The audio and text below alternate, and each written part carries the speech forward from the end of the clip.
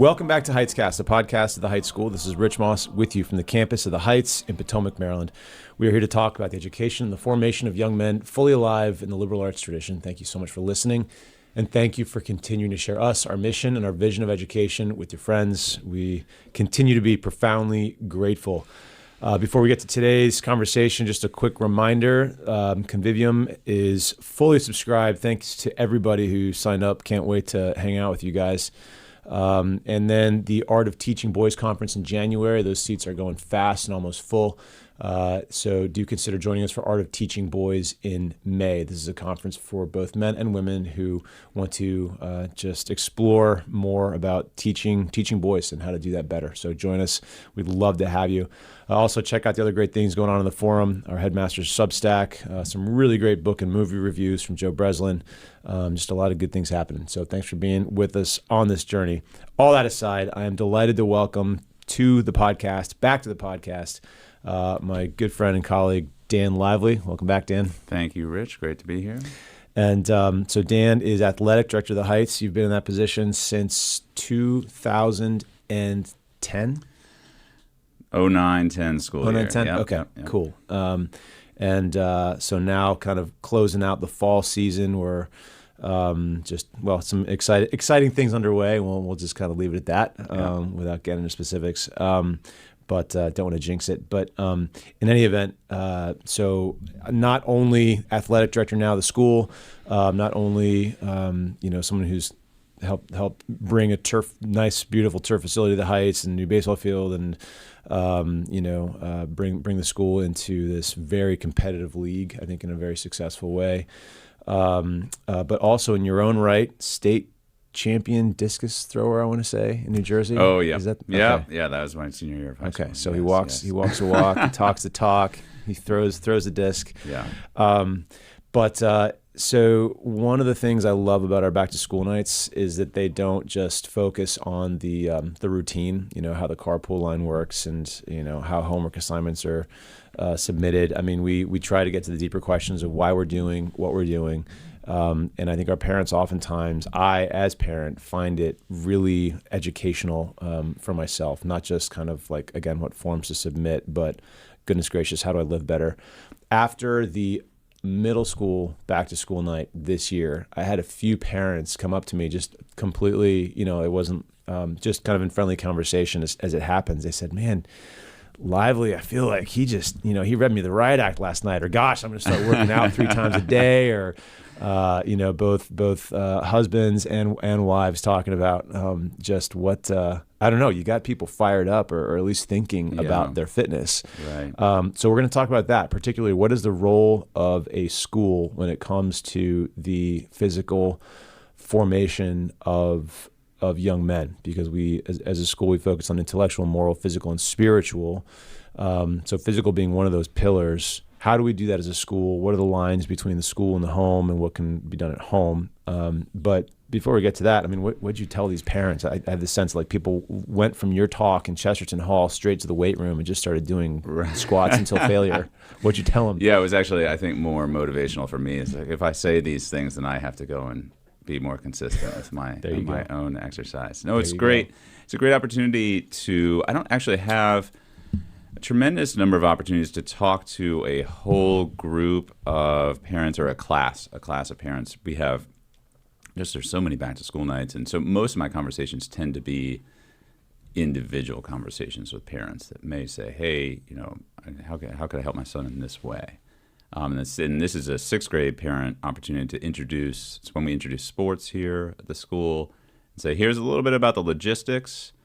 I would say back in 2009, 2010, I was talking more about the logistics of here are the sport offerings, here are these things. And I think I've shifted in the last 5 to 6 years especially to say, okay, this is a great opportunity to talk about your son's physical health.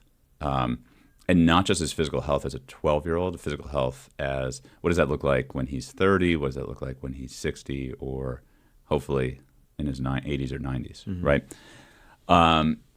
Because I think part of the reason why I shifted things is it seems that every other area that we focus on, spiritual life, intellectual life, moral life, is really, yes, we're working on him now, your son, but we also understand there's going to be hiccups along the way. But what we're really looking for is him to have just a great life as a man, right?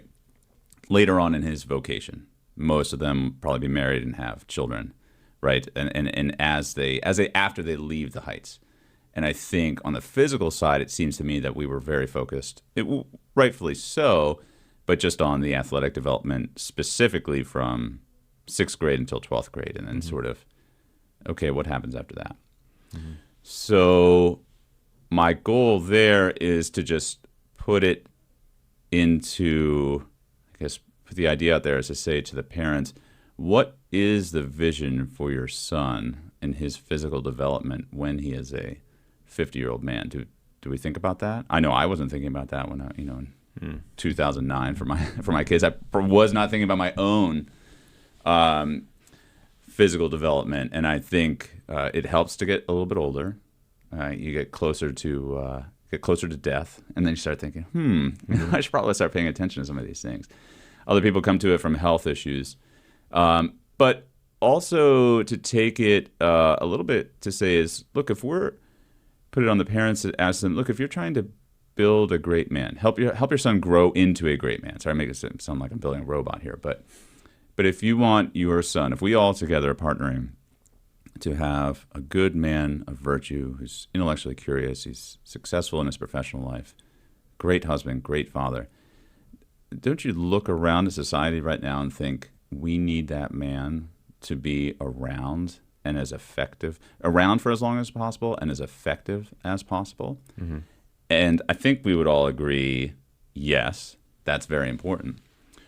So that means that your son must be in incredible physical condition, not only so that he lives longer, that's very important, right? We don't want him, things happen, right? Bad things happen, but we don't want him dropping dead at 50, okay, if we can avoid it. But also, too, let's not waste those last 2 decades of his life where he can't get out of bed as much. He can't do as much work. He has to be more sedentary, can't be as physically active, and can't do these things because he didn't take care of himself in his 20s and 30s and 40s. And so this good man is simply not able to be as effective or have as great an impact on his family or society as a whole because of his lack of physical fitness. Mm-hmm.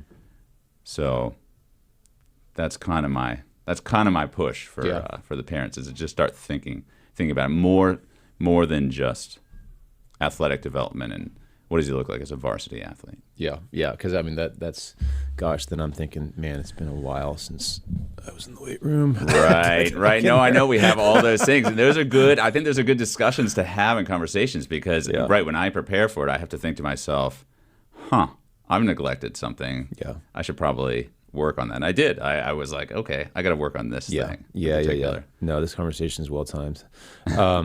But enough about me, more about our students. But yeah, and I love the. I think at one point we were talking, and you had this idea of our students sort of growing into men, and maybe just not being as fit, as healthy as they ought to be, and arriving a little early to the pearly gates, right? Yes. If you can finish that story. Oh yeah. Okay, so it's interesting to have these conversations. We're all in our own, right? We're all friends, and we love each other and we want the best for our kids. And so you have these conversations about people with physical fitness, or somebody may be going through a health thing. And so it's always just like a gentle nudge. You don't want to be like, well, because you're out of shape, you are just, filled with vice and just a terrible, terrible human being. Yeah. It's important to make that distinction that's not the case. Everybody has to kind of figure their own way, and I don't think there's one absolute ideal. Mm-hmm. But I do think that's kind of like, where you think about it, if you haven't been taking care of yourself and you could have been, that, I don't think you're going to get extra years in purgatory, but just I just feel like Jesus is just going to look at you and be like, really thought you had a good another 5 to 10 years in you. Yeah. And just give you a little smile and a wink and be like, shoot. Should have done my intervals. Yeah. Are you early? I mean, welcome, but gosh. Exactly. You weren't supposed Wasn't to be expecting here you for right now. Yeah, just a little bit more weekend cardio. Really could have get out for a hike or something. Yeah, yeah. So. No, totally. And we see that in so many of the great Heights parents. I mean, in particular, as a dad, I look to some of the dads who are around here, and I just think, my goodness, seeing some of them and how they continue to be active in their grandchildren's lives and these sorts of things, soon great-grandchildren. It's pretty remarkable. Right. I want that for myself. Yeah. For my great-grandchildren. Yeah. I had an experience. I had an opportunity about a month ago to spend a few days with just a really great friend from college, and we hadn't seen each other in a while. We were just talking about each other's families, and I asked him how his parents were doing, and he had mentioned that he had spent about a week or something with his father, who's 81 or 82, and they were playing golf together. And the dad still carries his own clubs and walks. It's amazing. As a point of pride. And he does not respect younger men who do not carry their own clubs. And I was thinking, because I think so often when we're younger, we think of, okay, peak athletic performance, right? You see this guy running the 100-meter dash, or this guy running the marathon, or this guy powerlifting, or something like that. But I feel like an 81-year-old man walking 18 holes and carrying his clubs is peak athletic performance. Yeah. It's actually insane to think about. And it's got to be in the,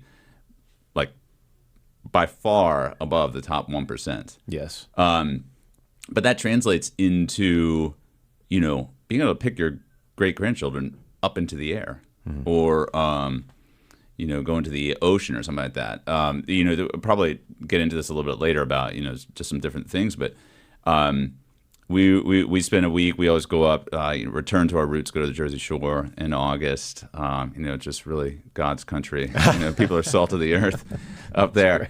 It was interesting going to the beach this summer, because I think the last time we talked a lot about just zone 2 cardio, and this, and that was a big thing for me. And not to say that that's not important, but I saw a couple of different people get rescued in the ocean. And they were not far out. There were no storms. The surf wasn't bad. My children were swimming. My younger children were swimming in the ocean. I wasn't, watching like a hawk.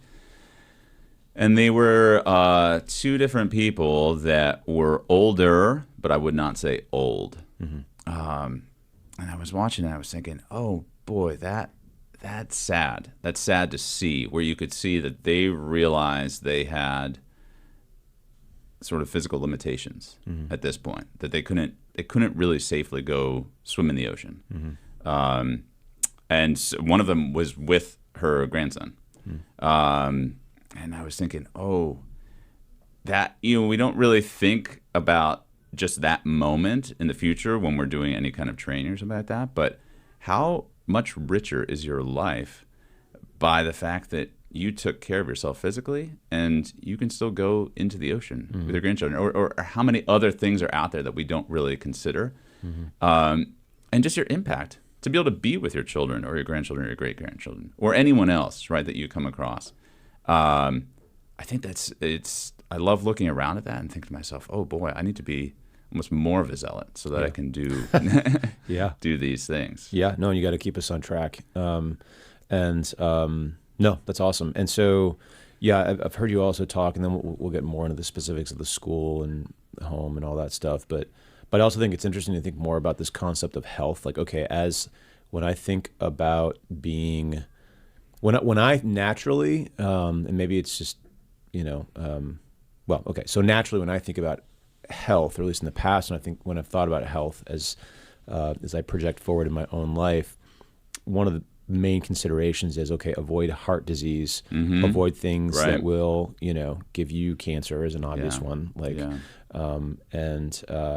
So but then as you think about it, it's like, okay, this is more about avoiding disease. Yeah. And I think you present a broader, more comprehensive, healthier notion of health, ironically. Right. Share that. Yeah. So, I mean, that's the thing is, so for certain things, I mean, I think, we all know, and we've probably talked about this a bunch of times. You can't, sometimes you just have some bad luck, right? And your time's up, right? So whatever you're doing, you know, I mean, we all know people, we have family, loved ones that, felt like that was too early for them. Yeah. So naturally, then we all think to ourselves, okay, how do we avoid this disease? But I mean, go look and say, like, all right, what do I need to do to avoid cancer? It's like, well, probably not exist, like, because everything could conceivably cause cancer, especially if you live in the state of California. Right, exactly. Or like a heart disease. You'll of course hear of somebody that's like, oh, he ran 8 miles a day and dropped dead of a heart attack. It's like, well, shoot, bad genetics, right? Sometimes you just can't do anything about those things. Yeah. But also right now, though, is probably one of the more interesting times. I think especially in America, it's probably worldwide, but to have this sort of having a really interesting national conversation about health and chronic disease. And it's, very wide-ranging discussion going on. It seems that everybody acknowledges that it's a big, big problem, chronic disease in America, right? And I think we would say that is the one that's avoidable. Yeah. Can you define chronic disease? Well, I mean, define. I probably won't do it. Yeah. I mean, so I think what I would say is it's something. Well, let's just say what we're talking about, though. Is what I would be focused more on is we have obesity, type 2 diabetes, and all the complications from these things. These aren't things that pop out of nowhere, like oh, it's just diagnosed with. This is just sort of from chronic behavior of nutrition, right? It might start with insulin resistance on up to, right? Nutrition, lack of exercise. These are things that, slowly but surely manifest themselves over from years or decades of, I don't know all the different things that you could call chronic disease. I've actually been super interesting to look at. But for the main focus, right, especially if you're an American, you know that it's obesity related, okay? Type 2 diabetes, which leads to the most physical complications, right? Mostly cardiovascular disease, right? Heart attack, die of a heart attack. But then for people that actually kind of still have good genetics, right, then they have big time complications. Loss of a toe, loss of eyesight, things like that really, really the rest of your life is like pretty brutal. Yeah, it's changed. Okay. It changes your life. So with that, though, we have all of these kind of development of these like synthetic peptides, right? GLP-1. So I'll just get. Sorry, I'm going to get like let's just say Ozempic. Everybody knows the name Ozempic, right? Which is kind of wild. Like, it's very effective, super effective. And Ozempic's like the first iteration of these things. Like the technology is advancing very, very rapidly. For my own personal health, I meet with an endocrinologist, and he's basically eliminated his type 2 diabetes practice by putting his patients on these GLP-1s. Wow. Okay. And so there might be side effects, right? We'll see, right? It doesn't seem that there's extreme ones yet that we've seen, right? But we do know the side effects of being 100 to 200 pounds overweight, right? You're not able to live a full life, and you're likely cutting off many, many years. So it seems that the risk reward in that situation is very, very good. So let's say, can we eliminate type 2 diabetes and obesity in America? Is that a good thing? I think yes, definitely, right? It's just I'm not going to think too much about it, right? I guess there could be some problems, but overall, that would be a major improvement. Now, the question, though, is eliminating that, is that also lead to robust health? And I don't think that's the case. And I think that's where the conversation has to go. It's what we're missing. Is that, will you live a little bit better? Sure, absolutely. Maybe a little bit longer? Yes. I don't think you're robust, though, right? And part of the weakness of some of these things is you take a shot, you stop eating, and in addition to all of the fat that you lose a lot of muscle that you had. Mm-hmm. So if we're not actually changing our habits while doing these things, then I'm not sure that the improvement is so significant, and I'm not sure, especially in those last key 2 decades of your life, that you have that robust health, that you can carry your golf clubs or even be able to walk a golf course at the age of 81. Right, or swim with your grandchildren, or that's right, help your spouse. That's right, absolutely. During their sickness, out of bed and whatever else. Yeah, so that's been one of my things where I've said, focus a lot on that zone 2 cardio, but sarcopenia, muscle loss to me, I think is just I feel like I see that more and more, and I think this is having a huge, huge impact on older generations, and I think there's almost not enough focus on that. Yeah. I think you quoted, or you talked to me about Mark Baker and some of the things that he's been this guy's amazing. So I don't know how I found him a couple years ago, but I think his handle on Twitter or X is Guru Anaerobic, which is funny because I'm a big aerobic guy. I always tell our cross-country guys I don't really want to dip too much into the anaerobic in our training, but it's like, well, this guy's probably got some good stuff to offer. He's based out, I think he lives in the UK. He's 62 and has to be the fittest 62-year-old man in the world. Mm-hmm. It's absolutely outrageous. And you just got to go check him out to see what he has. But he talks a lot about. I'm trying to think some of the different things that kind of attracted me to his thing. One of his things is to do 100 squats. He's like, at any moment, if somebody asks you to do 100 squats without stopping, you should be able to do it. Now, his goal is for you to start with 100 bodyweight squats and eventually progress to having your body weight on a barbell and being able to do 100 squats without re-racking the bar. So, think about that for a second. Sweet. I'm like, okay. There'll be a tremendous amount of suffering and I have to be really, really... Yeah. But he just talks regularly about, how once you lose that leg strength, it's kind of all over. Yeah. But also, he kind of gently needles, maybe aggressively needles this sort of longevity crowd that's out there in the sort of health and wellness world where they're actually very fragile. Where they have to do all of these vitamins, they have to be in bed by 8-10 p.m. and they can never go off of this this particular cycle or whatever that they have for their life, or else they break. Yeah.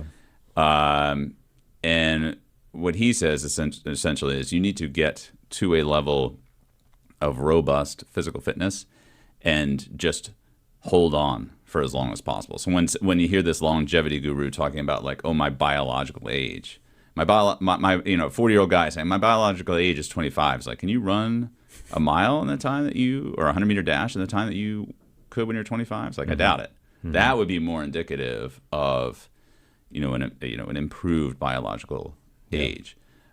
So just for example, though, this guy really does walk the walk. His goal this year as a 62-year-old man is to run a mile in 5:20. Wow. Which I was like, oh my gosh, that's unbelievable. It's absolutely wild. Wow.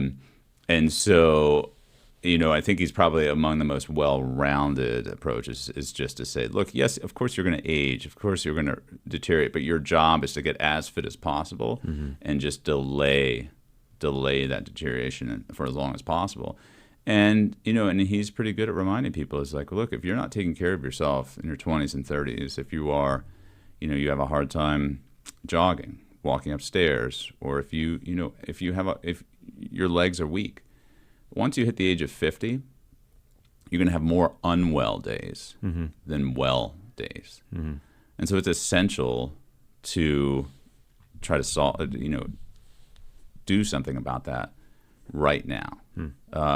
Because once you do, let's say he's right, that if you have more unwell days in the, last third or, maybe last half of your life, if you have great genetics,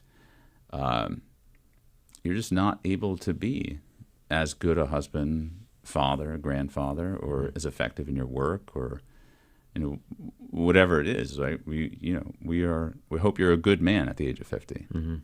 But if you're unwell on a regular basis, you're not going to be able to have as big an impact. Mm-hmm. Yeah, that's it. It's like the human potential for gift of self is increased by this health, this wellness, this fitness.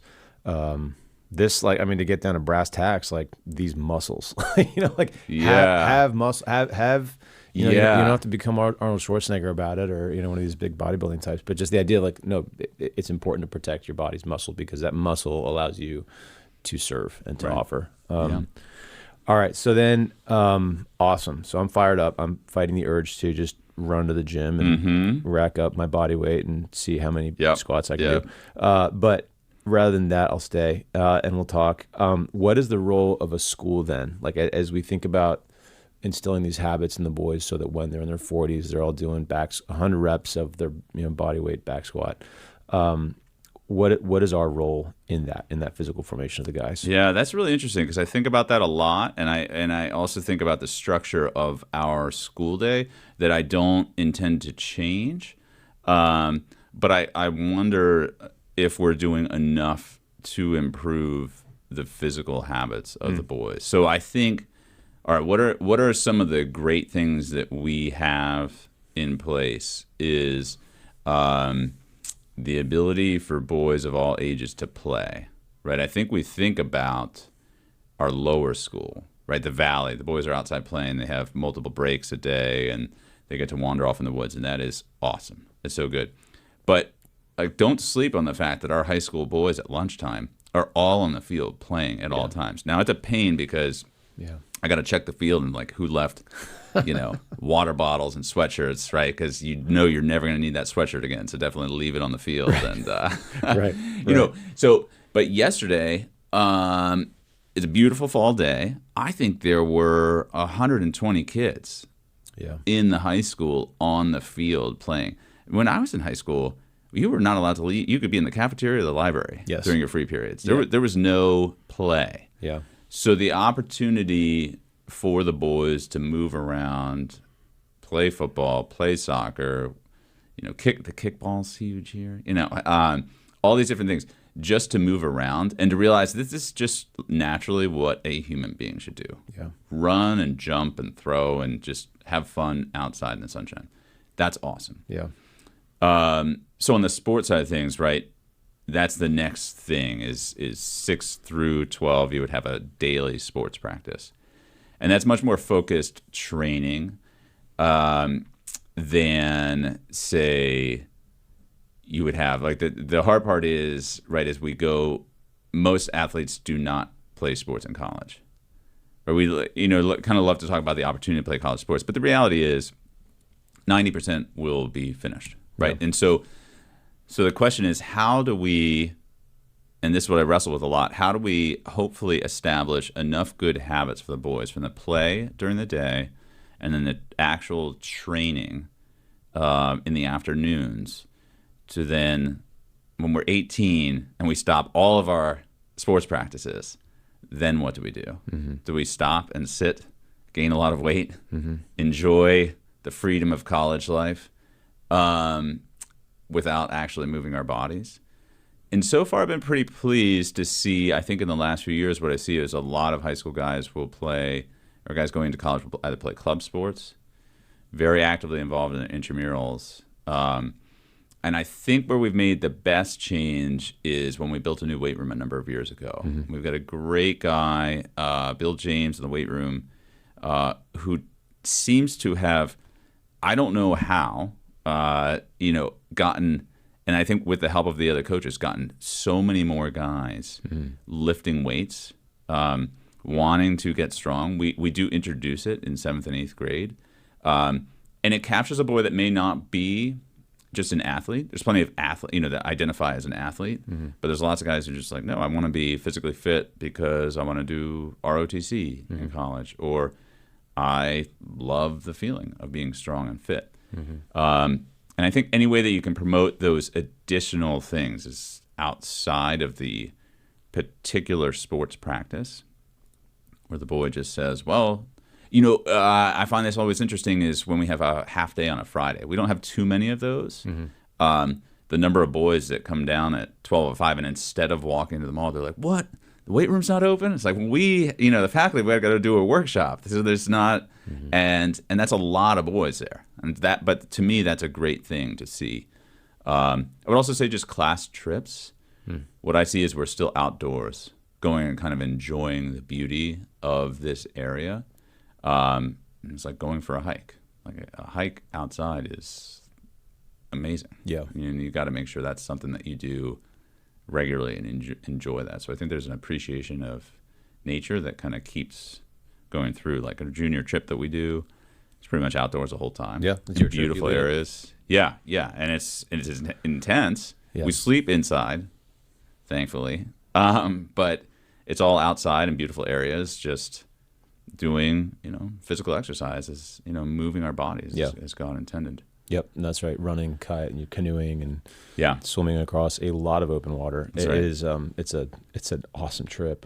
Yeah, and I think there's always, one of the things I love about the Heights is that we're always encouraged by the headmaster to just continue improving our game, whether it's in the classroom or whatever else. So, I know we think a lot about on all these domains as teachers, as everything, how to continue to build the program, and you continue to do that in a really beautiful way. We see ourselves not as a primary educators, however. We are here to support parents. In our mission, we partner with parents who are the primary educators. Yep. And it's so I do think that there can be a tendency to think, well, the school is where my son will learn to do all the things and learn to just everything is sort of like it's this, like they're just going to take care of it, right? I'm going to drop you off and okay, school will make it all happen. I think there's a little bit of that in the DC area, and across many domains. One of them perhaps being fitness, but it seems like fitness is a great place to think about. Okay, if parents are the primary educators, it's not just with regard to moral formation, right? And it's not just with regard to intellectual formation either. That also applies to the physical formation of the guys.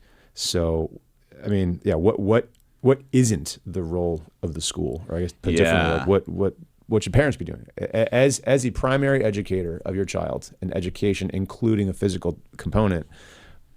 As dad, as mom, what should we be doing at home?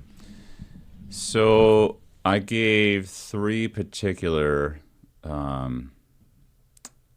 pieces of advice to the parents as things to consider, and with the caveat that I have 6 children at home, ranging the age of 19 down to our youngest is 6 years old, and all with varying levels of love for physical activity, from super interested in athletics and maybe with an obsession to allergic to anything rather than a long leisurely walk, right? So just to understand, right, you have all types in your family. That's very normal, and the goal is just to do things that hopefully, maybe provide an example, but do things that are pleasant and might just, maybe not today, maybe not tomorrow, but in a couple of years might just encourage some of those less eager exercisers to be doing some things. So, so our weekends are precious. So guard your weekends as a family, especially because, traffic, and all we do is just we're in our vehicles at all times in Washington D.C. and there's just so many events and so many things. So the first thing to try to do is try to get your weekend back for your family. Look at that and say, how do we? And Saturdays are tough for sports games. I have 2 younger ones that are just playing soccer, but I'm a cross country coach, so my Saturdays are a challenge, and so we have to be very particular about planning things. And sometimes we have to separate and figure out how to make this work. It doesn't always work, but do what you can to get your Saturdays and Sundays back. And the first thing I say is go for a family hike. That is the easiest thing in the world. And a lot of other good things can come from that. But just say, like, okay, we're putting our phones in the car, we're leaving our phones in the car or at home, and we are just going to have a leisurely stroll on this trail together. It doesn't have to be, we don't have to set our watches, be like, all right, we're going to go 16-minute mile pace, and we're going to hammer this. Like, let's try to hike Old Rag as fast as we can. Don't do that. Especially if you have kids that are just like, oh my gosh, I can't believe we have to go for a hike, right? You will get resistance from kids because guess what? It's also really nice. One of our favorite things to do on the weekends also is around our patio is to get the fire going in the solo stove. We've got this great sectional and blankets, and the kids study outside. We move a table out there and they study by the fire. And that's super awesome. Well, once you've kind of like gotten into a good book around the fire, it's hard to then say, oh yeah, let's start moving, right? So you'll get a little bit of resistance. So just plan it out and just say, hey kids, here's what we're doing. And then also don't call it exercise. Just we're going to go for a walk or we're going to go for a hike, and we can pause and look at leaves. Like, oh, do you want to skip stones in the creek? Yeah, sure. Why wouldn't we? We don't need to. That's why you don't have the watch going. This don't add this as like the how many calories are we going to burn today? Just get out and move your bodies, and do a lot of that. There's actually a really I don't know if this was out the last time we talked, but there's a weekend warrior study where it talks about if you do more than 50% of your exercise on the weekends, right? Because we are busy, right? People have crazy commutes. And they make these different sacrifices for their work, for their children. That makes it very, very hard on an individual parent. And then I think everyone's feeling bad, like, oh gosh, I only got 20 minutes of exercise in, or that just didn't happen today. Well, you still get massive health benefits if over 50% of your exercise comes on Saturday and Sunday. Just it's tremendous cardiovascular, cognitive benefits. So that's great. So remember that. Also remember that football. American football is just one big commercial now. There's like 12 minutes of play. So try to like reduce that to at least only one Notre Dame game per weekend. I tend to watch a couple of replays. Yeah. So, but just get out there and do that as a family, and don't make it exercise, especially because the kids that don't like exercise don't want to be told they don't want to go join a CrossFit gym. Yeah, right. You will make sure that they hate exercise forever. So that'd be the first thing. From there, you can, and this dives a little bit into, it's a little bit easier with the little kids, right, is start to incorporate play. And that's kind of my first point. I'll finish this first one and it goes into the second one is bring play back to your life, especially for the older ones. Okay, so talk about that lunchtime play out on the field, right? Running, jumping, throwing, it's awesome. Sprinting.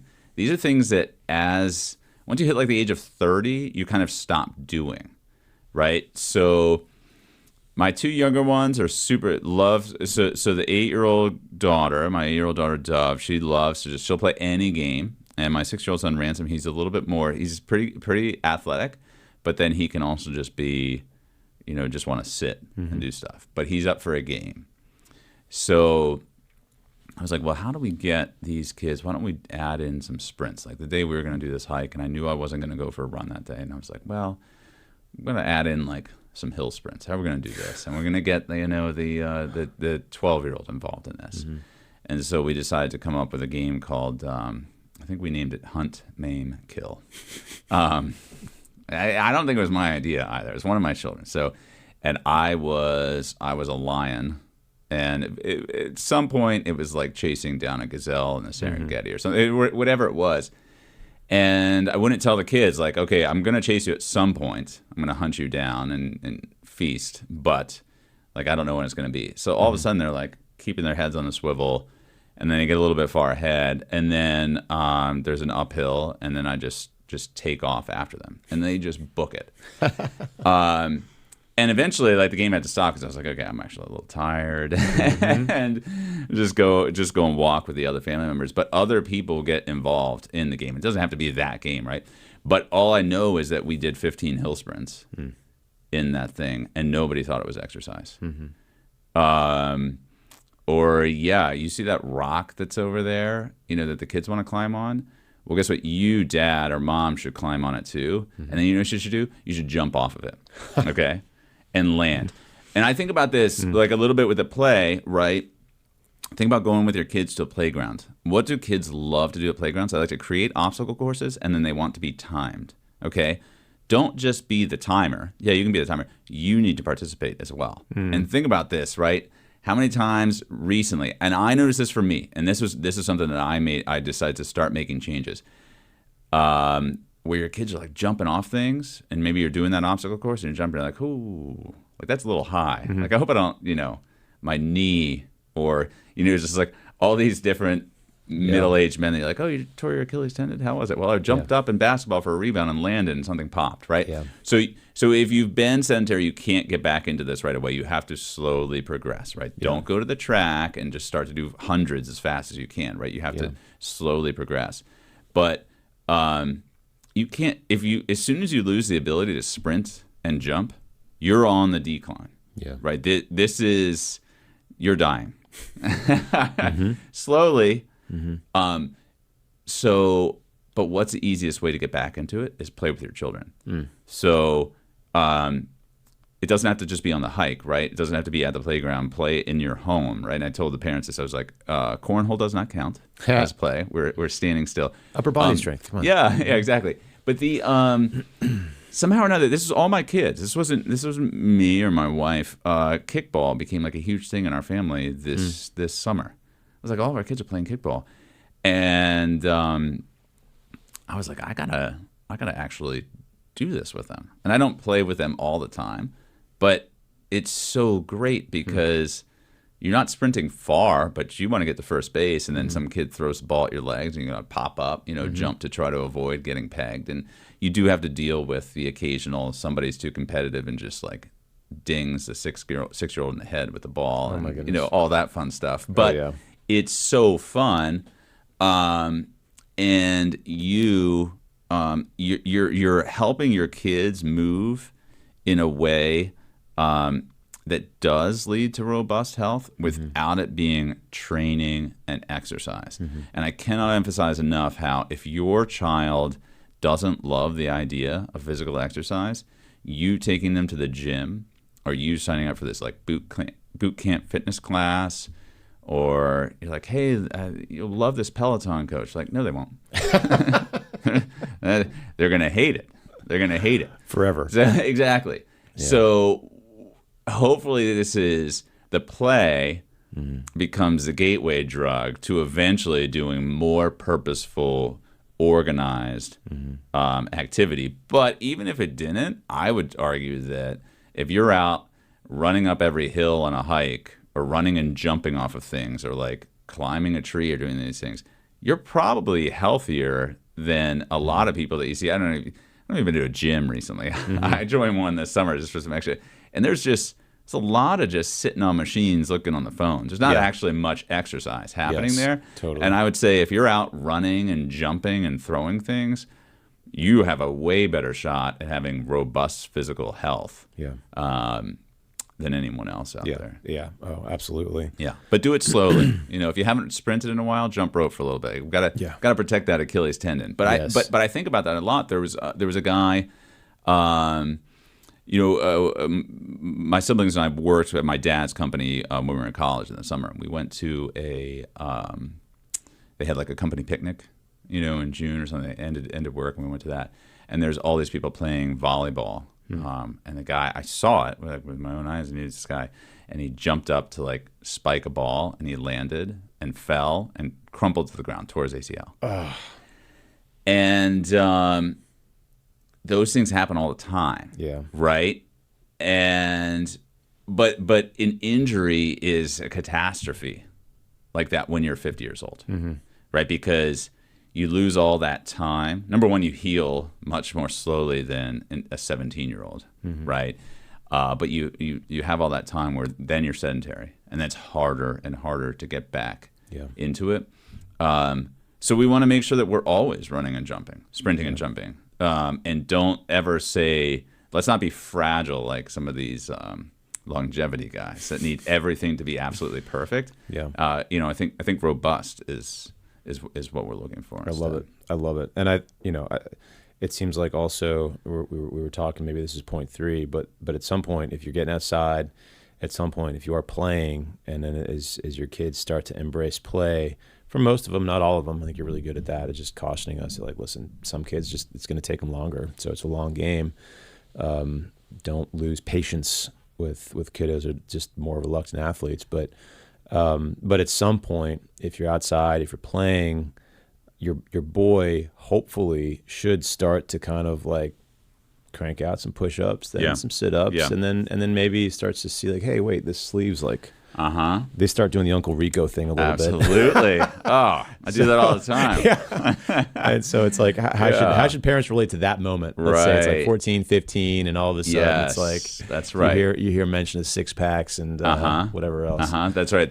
That's probably one of my favorite things to laugh about with parents is to say, and that was the third point, is to embrace the inner gym bro that is coming your way. Sun's out, guns out, coach. Exactly. So the boys, I mean, it is fascinating, right? So you talk to the 6th grade parent, but the move probably really starts somewhere in that 7th to 8th grade range, right? Like all of a sudden, these boys are basically going on the greatest steroid cycle of all time, right? The amount of testosterone they have, and so they see just tremendous growth all of a sudden, right? Like do a little bit in the weight room, and they're like, oh my goodness, like I got so much stronger just from week to week, or I'm starting to see some muscles grow, and it's really amazing.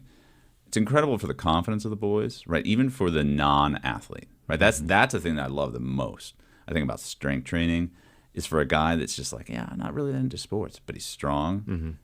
He just feels so good, just feels awesome, and that's a tumultuous time in a boy's life, right? 7th through 9th, like, oh boy. The project confidence have very little confidence, okay? Strength training, man, oh man, that builds real confidence. Being a strong, physically fit young man is incredible. Okay, also the gym bros have been right about everything about health and longevity forever. Okay, they were the first ones to say, we should be having more protein and to reject the food pyramid. All right. They stuck that, from like the 80s, they were talking about high protein. And okay, 10 to 15 years ago, the US government's like, might be something behind this protein thing, and maybe reduce the carbs. They're like, okay. I laugh about this one all the time is creatine. And there's more personal running joke in our family is I wanted to take it when I was a junior in high school. My brother, he was a senior, and we presented it to our dad. It's like, we would like to take creatine, and he said, oh no, it's like that. There's got to be complete nonsense. It's like creatine is for cretins, and naturally, as 17 and 18-year-olds who were not getting what we wanted, we're like, we don't find that amusing. Okay. So, but my parents have kind of gotten religion in the last decade for sure. I mean, they've always done exercise, but much more focused. And it was phenomenal, like a family gathering where my dad had to sheepishly admit that he's taking 10 grams of creatine. We're all cretins now. And I was like, unbelievable. Not even an apology too, really. Yeah. But I think... So that kind of crew is always on the forefront of experimenting with everything related to health, and they'll go way too far. But generally, they have it right, and we need this strength training. Like I mentioned there, the sarcopenia thing I think is catastrophic, right? So we want to move our bodies, right? We want to get out for the hike and a lot of that longer term endurance stuff, and hopefully some of that will lead to a little bit more cardiovascular exercise. Maybe you get into jogging, whatever it is. You don't have to be a runner, but do these things, right? I'm kind of just at the point, though, where as I see people aging and struggling with balance or basic physical tasks, where I think to myself, you need to be strong. And you need to fight to maintain it. for as long as possible. And I just think that is something that as a family that you can definitely do. And it doesn't have to be, right, that you all get expensive gym memberships. It doesn't have to be that you have like the sickest home gym ever, right? When we during COVID, we would do these. We have like an old rusty barbell, one kettlebell. We used part of our swing set because it had kind of rings for gymnastics rings. And we had some plates and a couple dumbbells, and we would just kind of throw them out all over the yard. And I'd say, okay, if you're over here, we're going to deadlift. Over here, we're going to do inverted rows, whatever it is, something here with a kettlebell. There's a lot of stuff you can do, but we did it as a family. And it's so great. Like it's also a great opportunity to just bond as a family, or say like a father-son, but honestly, even like a mother-son thing can be great. It's like everybody wants to get strong. Who doesn't want to be stronger? Like that's so fun. And it's also, it's one of the most encouraging places. Sometimes on like the endurance side of things, you get like a snobbery of like, well, I'm an elite runner or cyclist, and so I don't talk to that like guy that's, just starting out or out of shape or lazy or whatever. That's not really the case in strength training. It's like the gym bro culture is one of the greatest things in the world. So supportive of anyone that's trying to get better. And that's an amazing thing to have as a relationship. And let's just like stick with that father-son thing, is to be like, yeah, dude, awesome. You got a PR on the bench press. Like, oh, that was amazing. Last week you squatted that weight and you did it 8 times. This time you did it 10. Like, you're getting stronger. That's great. And you encourage each other, and you're getting stronger together. And that's an amazing thing. And it also just keeps older men doing the thing that is really, really important to keep them robust. Yeah. I like that. I mean, it's kind of like the fitness pyramid but just, again, your exhortation, don't just go straight to the gym with your reluctant exerciser and say, well, now we're going to lift weights. I mean, it's, I like the idea. Work, getting outside. Right. Bringing play back. Yeah. So I would say, leave something in the tank. We actually use that for, our cross-country training. We do this, it's nothing new, but it's all this threshold training, and we do for our workouts, right? And so today we're going to go down to the C&O Canal, and we're going to run 4 reps of 2,000 meters. That's 1.24 miles. First 2 will be pretty fast. Second 2 will be a little bit quicker, and they get 90 seconds rest in between the reps. And I tell them it's comfortably hard. Okay, but it's 8,000 meters of running, and that's not counting the warm up or the cool down. So it's a big day. It's a big volume day. But now, if I was a pro running coach, what would I be doing? I'd be pricking their ears and doing a lactate test to see how we're doing and adjusting the paces, right? Because that does change. Okay, haven't gotten to that level yet, right? Yet. So, but if you're doing it by the science, right? So this is where you have to do like a little art of the coaching and hope you're kind of doing it okay. But then it's also important for the boys to like take ownership of it. And I say, look, we're looking for you to have, if I came to you and said after the 4 reps, hey, we're going to do a 5th, or hey, we're going to do 2 more, you'd be like, this guy is the worst. Also, I can do it. Leave something in the tank. Okay. So that's a really important thing, is like a parent's role there, right? If you've got a kid, number one, you don't force too much, right? But once you've got that excitement, end on a really good note. Yeah. And feeling like you want more. Be like, that's enough for today. Don't do a 60-minute strength training session. Yeah. Do 20 or 25 minutes. Let them want more, so they come back for it. And also don't do, like, let it just be strength training. Yeah. Not, hey, I found this workout of the day on CrossFit.com. So we're going to do as many burpees as possible. Yeah. Right? Just let that alone. Your boy will eventually get to that if he wants to. And if he doesn't, that's probably okay too. Yeah. But like when I see these things, you go, I have Instagram just for mobility training stuff, but it'll suggest things to me. And this one is like, oh, the hardest mile ever, and the first quarter lap is burpees. It's like burpee long. And I was like, that? It's like, what? I think the Soviet Union did that to people in the gulags. Like, what a horrible thing. Who would want, like, actively choose that? And I think it's just really, really important to emphasize, don't do that to your children, or you will foster a hatred for physical movement. Yeah, totally. And I think maybe, previous conversation, but I think it's so important. This is reminding me of the idea of having games that you play with your kids that have zero relationship whatsoever to any sort of outcome, because play technically, it's engaging in activity for its own sake, and I think that's kind of been lost in some.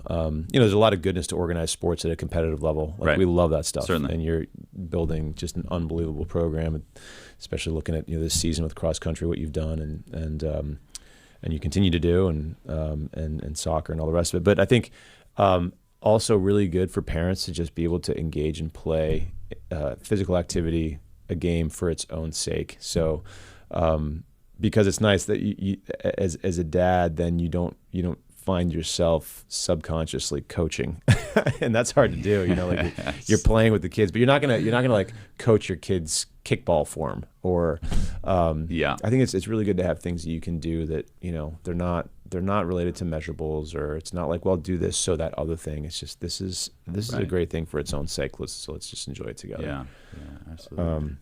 Well, good. You mentioned quitting while you're ahead, and so I think we'll do that. Right. This has been great. Sounds good. A lot to ponder, a lot to think about, and this beautiful fall weather, I think, is just screaming my family's name. So thanks for getting our crew anyway. Call them up and get outside. Yeah, that's right.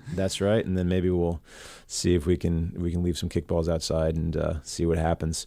Hoping not to hear of just a flurry of injuries on playgrounds across the DMV from Heights dads jumping off the playground. That's right. Start slow. Start slow. Take care of that Achilles. Don't forget your mobility work. That's it. But it's going to be a lot of fun. Awesome, Dan. Thanks for everything. Good luck with the rest of the cross country season and the rest of the year for the Heights. Thanks for all you do. And yeah, man, look forward to having you back again at some point. Thanks, Rich. That was great. Appreciate it. And I should say that is all. Gosh, you see, like, you talk to friends and you forget where you are. I'm like, that was fun. Thank you for listening as well. Thanks for being a part of the extended community, The Heights. Very grateful to you to support my friend Dan and all of his great work in the athletic department here at the school, and his brother faculty as they do their all to form Men Fully Alive, both here on campus and beyond the walls of our campus through this podcast and other outreach efforts. Please do consider supporting the Heights financially. Everything you do is incredibly, incredibly important. Very much appreciated. It keeps our doors open here and allows other doors to open throughout the United States. So thanks for all you do. As you're on the forum doing that, check out the Art of Teaching Boys Conference. Again, January is filling up really fast. Do consider joining us in May. Should be a great time. So looking forward to seeing everybody at Convivium, Headmaster Substack, articles, reviews, all the rest of it on the forum. Thanks for listening. We'll talk to you next week.